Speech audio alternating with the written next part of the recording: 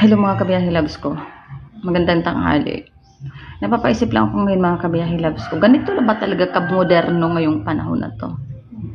Alam niyo kung bakit? Kasi naisip ko mga kabiyahe loves ko, mga kabataan ngayon, hindi naman lahat, hindi lahat. Pero karamihan sa mga kabataan ngayon is elementary pa lang. May mga jowa na, may mga boyfriend, girlfriend na, at saka high school. Di ba? Samantalang nung kapanahonin natin, alam niyo yung laro na flames, yung sinusulat sa notebook. Yung sinusulat sa notebook, yung minamatch, yun.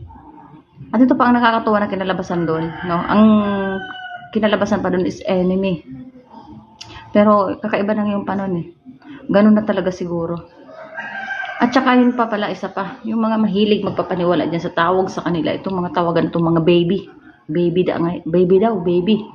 Nako, huwag ka maniniwala dyan. Kasi sa mga ganyan tawagan, hindi mo alam ha,